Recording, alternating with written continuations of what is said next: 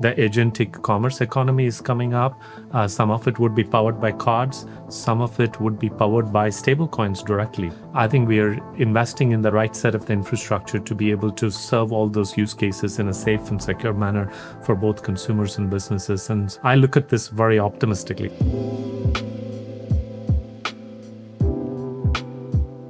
Firstly, thanks for joining us today. I want to start by saying, Mastercard's been moving value for the last 60 years. Why have stablecoins jumped onto the agenda now? Why has that become a component of your strategy? First of all, great to be chatting with you, Chris. It's been great working with you and your team for last few months. Mastercard has always started with cards, but not always looked at this as a much more broader proposition. From cards, we've supported account-to-account payments over the years. We've done open finance with open banking infrastructure. And in every step of the technology transition, we always look at a couple of things. One is what choice that we can offer safely and securely to consumers and businesses, and whether it really adds value from a simplicity perspective in terms of how people use it. So when stablecoins come about, we look at that opportunity as a way to say, okay, how we can use that to add value to business and consumers. In fact, it'll be great for you to share a little bit about, you guys have made the jump, been at this for a few years. What signals that you guys were looking at before building the stack that you built that is well respected in the industry today? Early days, we always viewed stablecoins as another payment rail to be interoperable with things like card rails and non-card rails like account-to-account RTP rails. And we started building for that future. We were probably a little bit too early sometimes, we thought in the early days, but we built for that future. And in the beginning, very much started with the pay-ins and the payouts, and that was where the demand was, from payment companies, from merchants to accept stablecoins, to pay out in stablecoins. It's no longer just a pay-in and a payout method, but you can use stablecoin infrastructure to build new financial experiences. This is with things like our store primitive, so embedding wallets into your platform, earning yield natively on top of those wallets, and then issuing stablecoin linked cards to spend that digital dollar balance anywhere in the world. So it's kind of this progressive evolution across the 6 primitives that we talk about: send, receive, convert, store, earn, and spend. And those kind of make up this stablecoin powered financial stack.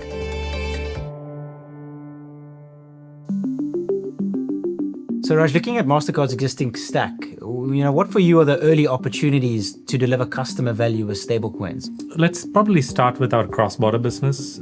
Cross-border Move, it already is a pretty powerful network that reaches 17 billion endpoints around the world. We deal with multiple currencies, but it's largely fiat.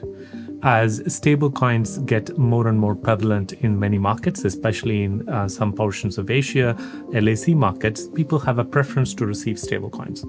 So that's a place where we are looking to expand that network, and part of the reason we started working with you in extending the reach of the Move network to stablecoin destinations. That's a no-regret move, we feel. It extends the reach, delivers increased utility, delivers choice that I was talking about earlier. Yeah. And then the second bit is that coming closer to our card network, many of the crypto cards, we have over 130 card programs around the world that are crypto connected or stablecoin connected. Many of those players do their day-to-day business in stablecoins. They would love to settle with us in stablecoins, or an acquirer who is powering a merchant, a crypto merchant, want to get paid in stablecoins. So that is a stack that we've just, directly our treasury is starting to accept stablecoins and disperse stablecoins for that. And look, we haven't talked much about enterprises, but you guys are very close to enterprises. You work directly with a number of them. What signals you're seeing, what pain points, how you guys are using stablecoins in the stack? Yeah, look, I think we've been on a journey with the enterprises. 2-3 years ago, we were talking, it was workshopping, understanding, more kind of consultative sales processes, bringing them up to speed on what stablecoins were, how they could use them, they could think about them.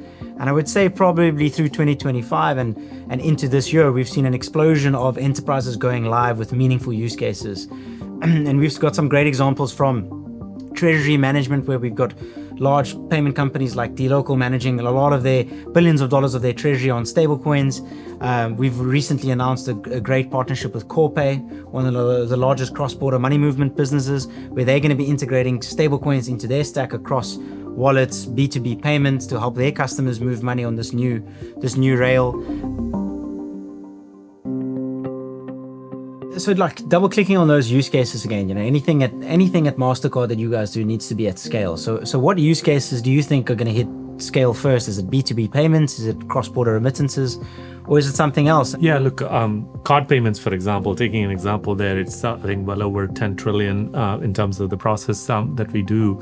But that doesn't come from one sector. It comes from multitude of use cases. Businesses use it, consumers use it, and there is a variety of segments of consumers use it for different purposes, and so on. This is no different. We talked just about gig economy payouts and how that is kind of resonating well in the market. I think that is a top use case. Remittances would be a use case as well. Building from that, I think businesses will start adopting. They all want to pay and get paid faster, and people will always want choice, and somebody would want to pay fiat, another person would want to receive a stable, or vice versa. And there is a multitude of stable coins coming. They want optionality there as well. So you would see the B2B payments kicking in as maybe a fast follow. And then going into the future, I think there are a number of use cases. We've just, the agentic commerce economy is coming up. Some of it would be powered by cards. Some of it would be powered by stablecoins directly, wallets on chain, bound with agents being able to spend in a safe and secure way. I think is a very likely future. I think we are investing in the right set of the infrastructure to be able to serve all those use cases in a safe and secure manner for both consumers and businesses.